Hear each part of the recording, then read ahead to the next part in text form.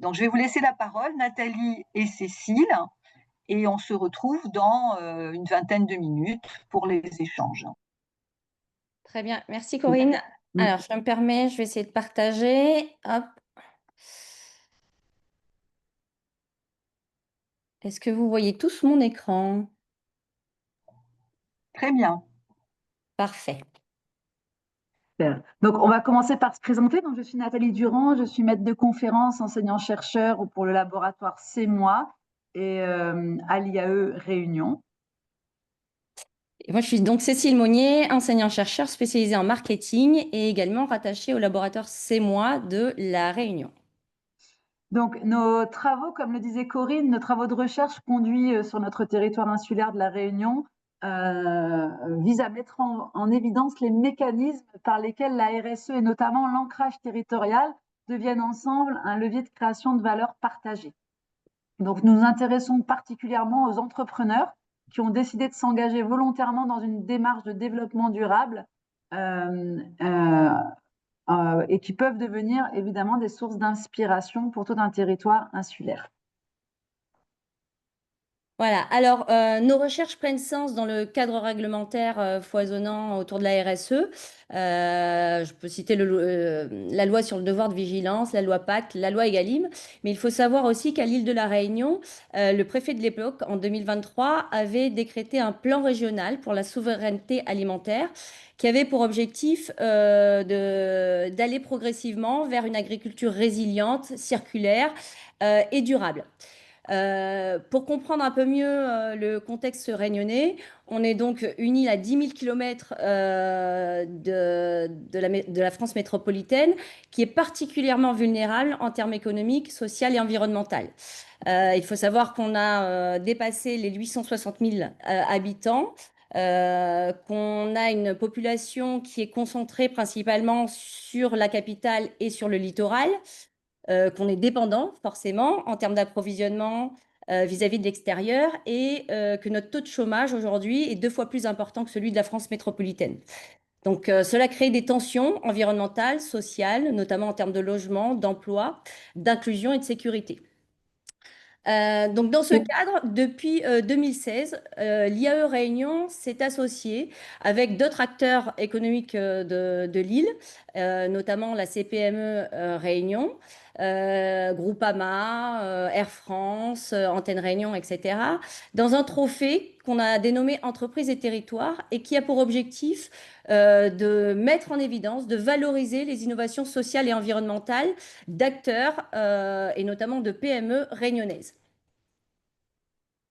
C'est grâce à ce trophée qu'au bout de quelques années de participation avec nos étudiants, qu'avec Cécile Monnier, nous nous sommes dit, c'est vraiment dommage, on voit des choses exemplaires et c'est vraiment dommage de ne pas s'en servir pour nos travaux de recherche et de ne pas essayer de faire avancer un petit peu la recherche sur RSE et développement durable dans notre territoire.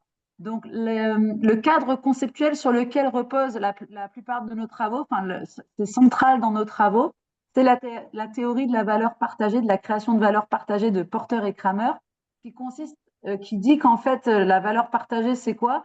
Ça consiste à créer de la valeur économique d'une manière qui profite aussi au territoire en répondant à ses besoins et à ses défis.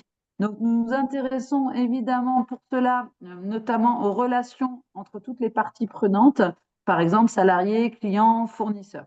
Et l'objectif de cette communication aujourd'hui, c'est de voir un petit peu ensemble quels sont les leviers que peuvent mettre en place les entrepreneurs pour créer de la valeur partagée en territoire insulaire.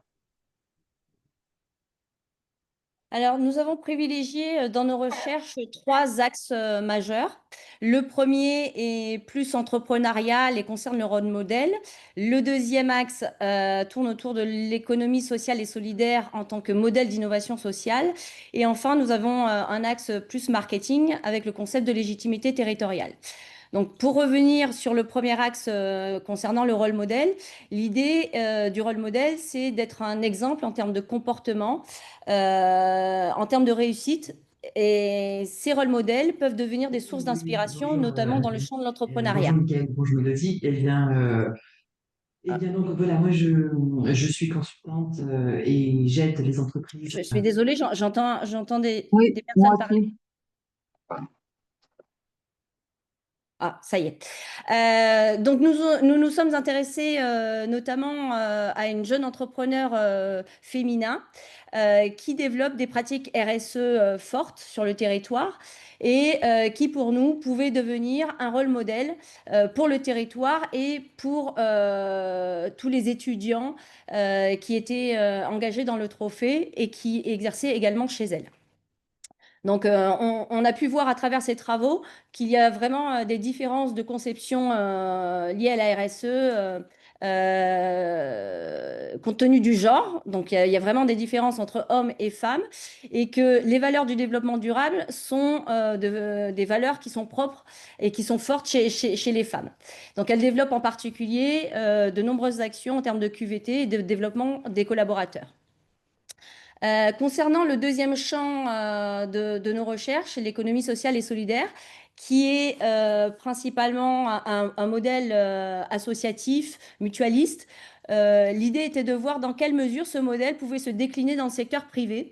Et nous nous sommes intéressés plus particulièrement à un restaurateur réunionnais qui, au-delà d'avoir une finalité économique, créer des bénéfices, s'intéresse aussi à la finalité sociale de son entreprise en privilégiant une gouvernance démocratique participative et en privilégiant une proximité avec les fournisseurs et les clients réunionnais.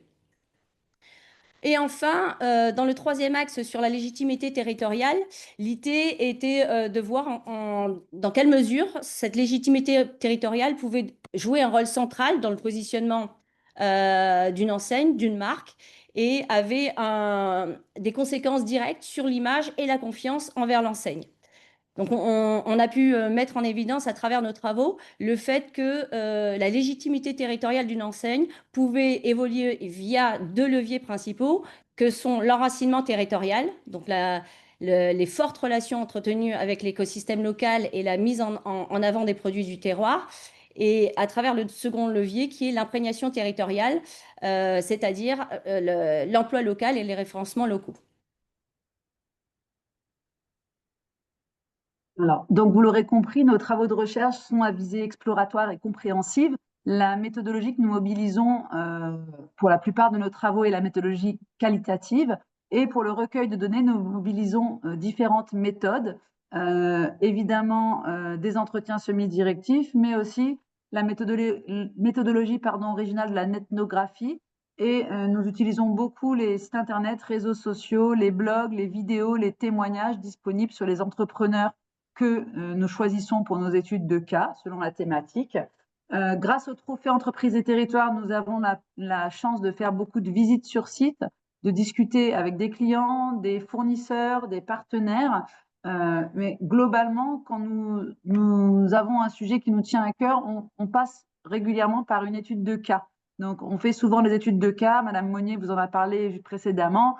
Par exemple, chez la femme entrepreneur ou dans le restaurant qu'on a grandement étudié, le Mafat Café. Donc, étude de cas et récit de vie, entretien semi-directif. L'objectif de ces différentes méthodes, c'est quoi? Ça nous permet de co-construire des connaissances entre chercheurs, entreprises et institutions et également le monde étudiant.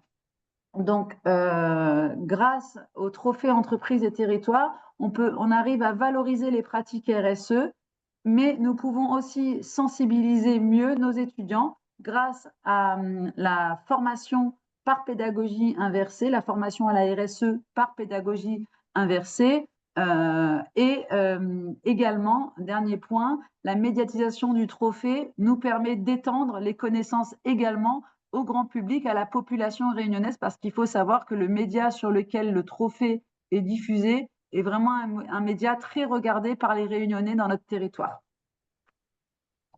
C'est le premier média local de l'île. Donc, si on devait résumer les résultats de nos recherches, en fait, on s'aperçoit que pour la Réunion, sur le territoire insulaire qu'est la Réunion, les contraintes deviennent en réalité des opportunités, ou en tout cas, les acteurs économiques transforment ces contraintes en opportunités. Par exemple, on a pu voir que les entreprises les plus performantes dans leur démarche RSE étaient celles qui s'appuyaient fortement sur le territoire. Donc un fort enracinement local, une proximité forte avec les acteurs locaux, des circuits courts et la valorisation de savoirs locaux. Deuxièmement, les entreprises étudiées développent aussi des dynamiques partenariales fortes, des collaborations, que ce soit avec des associations, avec les collectivités, avec des écoles et même avec l'université. Et c'est cette logique de co-construction qui favorise l'innovation et renforce la légitimité des initiatives RSE. L'éloignement et la rareté des ressources, finalement, ne sont pas des contraintes. Elles poussent les entreprises à innover pour réduire leur dépendance. Et enfin, la RSE devient un levier de performance globale. Elle permet aux entreprises de gagner en attractivité, d'être plus compétitives sur le marché local et de fidéliser les talents et d'avoir une reconnaissance institutionnelle. Donc, ces recherches montrent qu'en fait, RSE et ancrage territorial permet de se diriger vers des modèles beaucoup plus sobres et plus résilients en territoire insulaire. Alors, enfin, en conclusion, la recherche démontre que la RSE articulée à un ancrage territorial fort constitue un levier de développement durable et de création de valeur partagée au sens de Porter et Kramer. Nous avons constaté depuis 2016 que nous travaillons sur la RSE et l'ancrage territorial des préoccupations grandissantes de la part des entreprises de La Réunion et notamment une multiplication d'actions concrètes, de petites actions concrètes sur le plan environnemental en particulier. Et donc, en synthèse, le fait de mettre en place une stratégie RSE, c'est bien vecteur d'ancrage, d'innovation et de résilience dans un territoire fragile. Ça pourrait être porteur d'initiatives inspirantes pour d'autres régions du monde comme la nôtre. Enfin, Nous avons on va pas... vous... ouais. Ouais, vas-y. Mets le petit... Non, c'est bon, vas-y. Oui, alors nous avons cherché en fait à mesurer du coup l'impact de l'intégration de ce trophée comme outil de diffusion des pratiques et des connaissances, puisqu'on se situe dans le champ des recherches-actions. Notre idée, c'est de produire des connaissances, mais aussi de pousser à la transformation du système économique réunionnais. Et donc, on a essayé de quantifier les conséquences de notre participation au Trophée Entreprises et Territoires depuis la première édition. Et vous pouvez voir à l'écran là que au niveau des étudiants, le nombre de mémoires relatifs à la thématique RSE a fait x10, x20 ces dernières années. Donc, il y a plus d'un quart des étudiants participant au trophée qui choisissent un sujet de mémoire en relation avec la RSE. Ça a permis aussi ce trophée de déboucher sur plusieurs stages, alternances, emplois et projets écoles.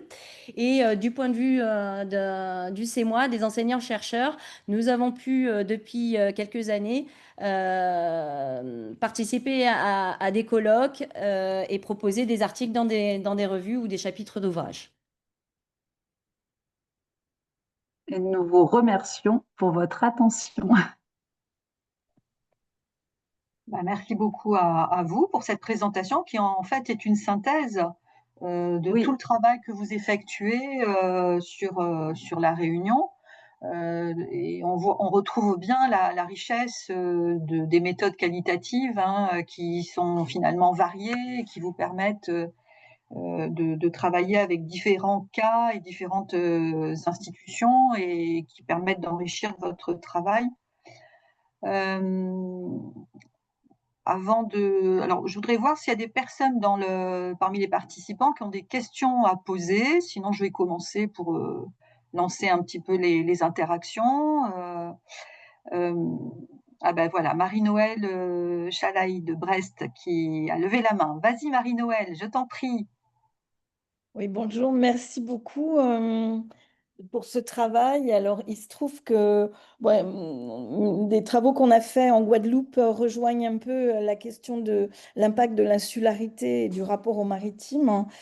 Moi, j'avais une question par rapport à la problématique que vous avez posée sur répondre aux besoins du territoire, hein, de savoir comment vous avez abordé cette question des besoins du territoire. Parce que, bon, moi, Corinne sait très bien que je ne suis pas fan de l'approche RSE parce qu'elle est un peu anthropocentrée. Et justement, qu'est-ce que vous avez pris comme option pour évaluer ces besoins du territoire? Je suppose que c'est les besoins des humains, en fait. Ou est-ce que vous avez intégré aussi des aspects plus environnementaux? En fait, l'idée, c'est d'aborder la RSE via pas simplement le champ de l'environnement, mais aussi le champ social et sociétal.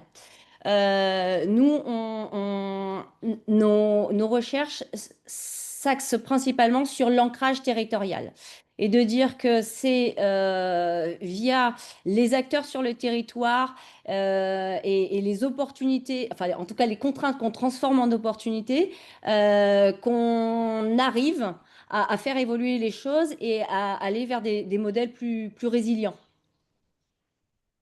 Donc, on n'a pas privilégié une dimension environnementale. Si on regarde le champ de l'économie sociale et solidaire, on a une finalité sociale très forte, un accent mis sur la gouvernance participative. Donc, l'idée, c'est vraiment d'utiliser ce territoire, les acteurs sur le territoire. Et on sait que la définition du territoire, c'est à la fois des humains, mais c'est aussi des aménités environnementales. Enfin, c'est tout. C'est quelque chose de global. Et si, Je ne et sais pas si si je peux j'ai me répondu permettre, à votre question.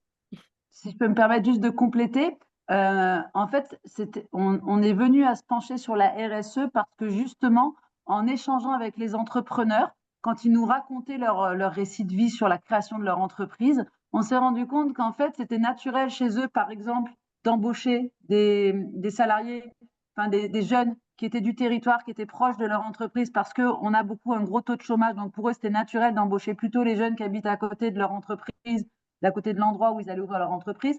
C'était également naturel parce que, notamment en plein Covid, ils ont eu beaucoup de mal à s'approvisionner. Donc, ils se sont dit, bah, de toute manière, on ne va même pas chercher à importer. Nous, on va prendre ce qui est disponible sur le territoire. Et finalement, on s'est rapproché de la RSE plutôt parce qu'on s'est rendu compte que nos entrepreneurs, naturellement, ils faisaient de la RSE. Ce n'est pas des entrepreneurs qui ont créé une entreprise et qui, au bout de 10 ans, se sont dit, tiens, on va faire de la RSE.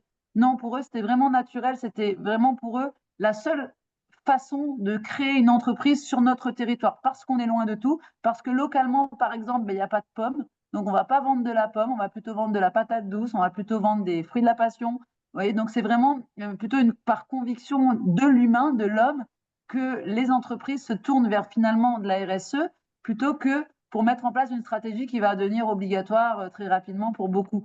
C'est vraiment les entrepreneurs eux-mêmes qui ont répondu à des besoins forts de plus en plus des Réunionnais de consommer local. Tout à l'heure, Cécile disait, même le préfet de la Réunion veut arriver à terme vers un plan de souveraineté alimentaire. Donc c'est vraiment un des besoins du territoire de plus en plus réussir à s'autosuffire, entre guillemets.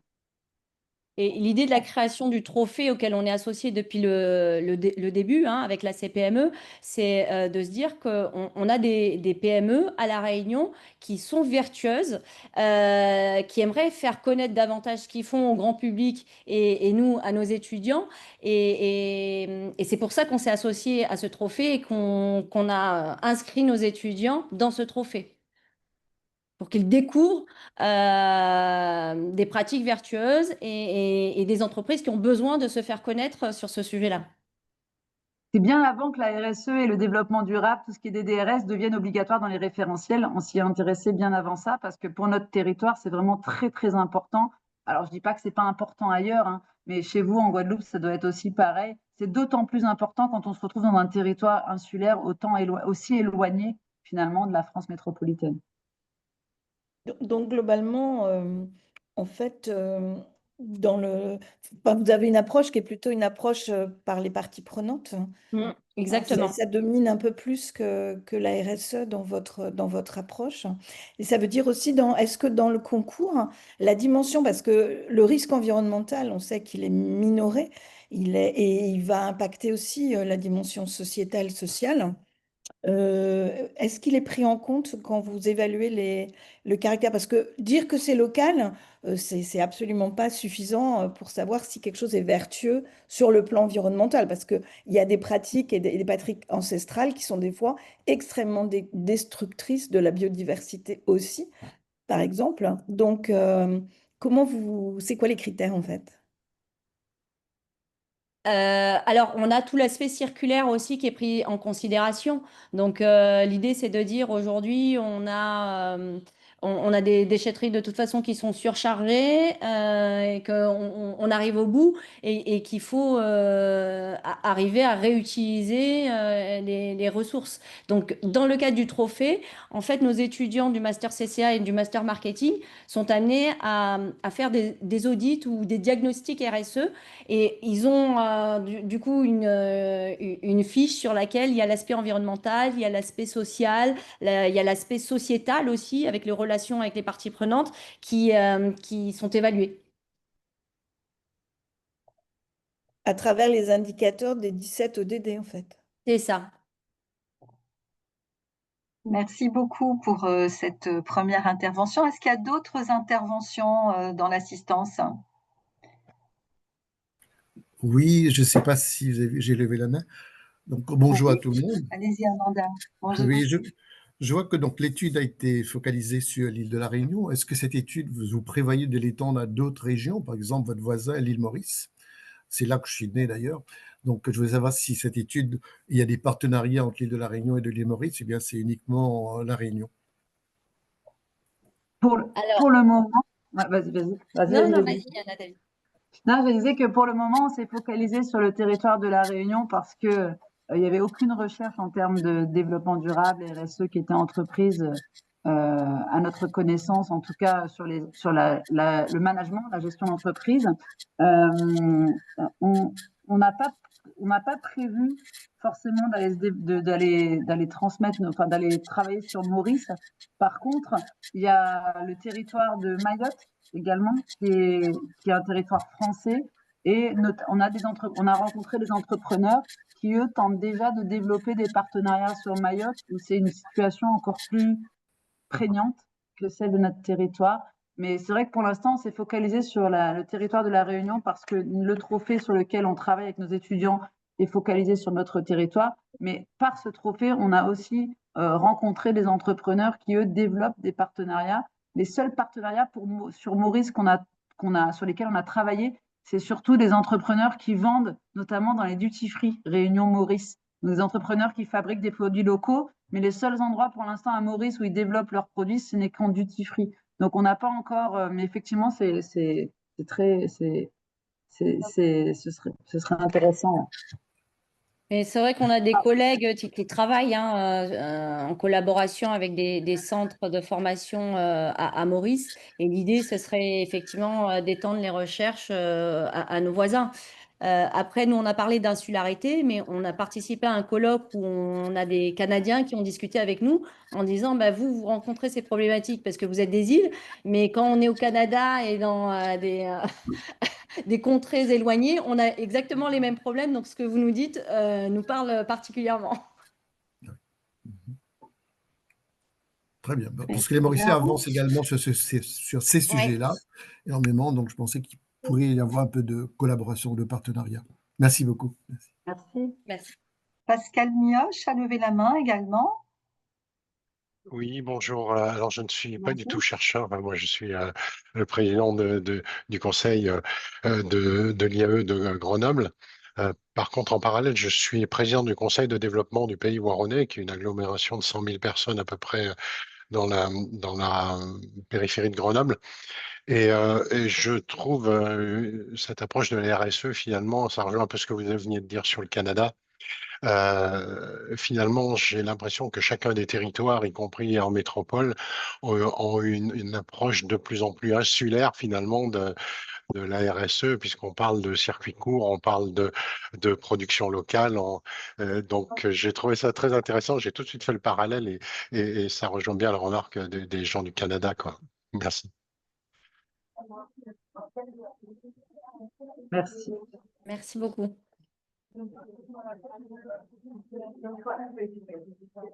Alors, est-ce qu'il y a d'autres questions? Là, j'ai des correspondants IAE qui devraient couper le son. Je vais le couper d'ailleurs. Voilà. Merci Corinne. Est-ce qu'il y a d'autres questions dans l'assistance? Moi, j'avais En tout plutôt cas, une question merci à tous, hein. méthodologique. J'avais plutôt une question méthodologique, en fait, qui était par rapport à tous les cas. Vous avez cité tous les étudiants qui font des rapports sur les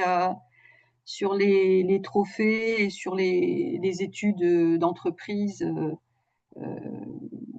qui font de la RSE, mais par rapport aux résultats que vous avez, est-ce que vous avez aussi une grille avec des nombres de cas, par exemple, parce que vous devez en avoir étudié pas mal finalement? Alors, cette question, c'est par rapport à, je vous dis, moi, ça m'a titillé, sur l'entrepreneuriat féminin et la RSE, et vous dites, il y a vraiment des différences liées au genre. Alors, on a eu des études en sociologie sur ces questions-là, mais est-ce que vous avez fait plusieurs études de cas qui vous disent que quand ce sont des femmes entrepreneurs, il y a une plus grande sensibilité aux conditions de travail, ou c'est sur un cas, vous en avez déduit ça? C'était pas très net pour moi. Alors, la littérature dit ça. Nous, effectivement, on n'a qu'un seul cas aujourd'hui, c'est celui de Katie Turbo, qu'on a comparé avec le cas de notre entrepreneur de Mafat Café. Elle est très axée sur l'humain et c'est aussi ça qui a motivé la création de son entreprise. Le fait qu'elle s'est rendue compte que il n'y avait pas de petits pots locaux pour les bébés. Elle a associé sa sœur à son aventure entrepreneuriale. Elle a essayé de former des femmes qui souhaitaient aussi se réinsérer, se réorienter. Donc c'est vrai que c'est très limité parce qu'on a un cas à aujourd'hui. Dans tous les cas là qu'on a étudiés au niveau du trophée, finalement, il n'y a pas tant de femmes que ça. Et du coup, on a trouvé cet exemple-là assez illustratif. Par contre, effectivement, ce qu'on souhaite avoir aujourd'hui, c'est une vision un peu longitudinale, suivre ces entreprises, voir comment elles évoluent. On a fait un article qui est une approche pas très on ne peut pas appeler ça de la longitudinale, mais l'idée, c'était de voir comment évoluer les actions RSE depuis 2016. Et c'est vrai que autant sur l'aspect environnemental, l'évolution est très forte, autant sur le plan de la gouvernance, de la transparence, il y a encore des difficultés. Or, chez cet entrepreneur féminin, elle était totalement transparente. Donc, c'est vrai qu'on tire peut-être des conclusions hâtives suite à cette étude de cas, mais l'idée, c'est de suivre et de voir comment évoluent ces entreprises à La Réunion. Parce que ça m'a fait penser au travail qui avait été fait par Hofstede sur tous les salariés de la compagnie IBM je sais pas, il y a plus de 20 ans.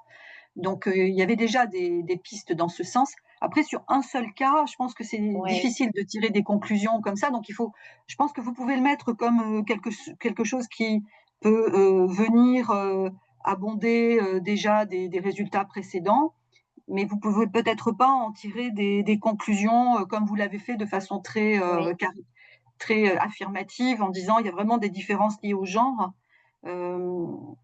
Parce qu'après, on pourrait même avoir aussi l'idée de l'insularité. Est-ce qu'il n'y a pas, est-ce que l'insularité, la distance, toutes les caractéristiques que vous avez évoquées au départ, est-ce que ça n'induit pas également un certain nombre de préoccupations qui ne sont pas liées au genre? Ça, à mon avis, pour un article, il faudrait peut-être le clarifier un peu plus. En tout cas, merci beaucoup pour ce travail que je trouve très, très riche. Donc, j'avais eu le plaisir d'écouter ce que vous faites aussi lors de la conférence de l'AFMAT en mai. Et je trouve que c'est des études de cas qui sont vraiment très, très, très, très riches et très inspirantes. Je pense aussi, comme le disait Monsieur Mioche, que ça peut inspirer beaucoup d'autres territoires et pas simplement des territoires insulaires. Donc, merci pour cette présentation et bonne continuation dans vos projets. À bientôt. Merci à vous tous pour les remarques constructives.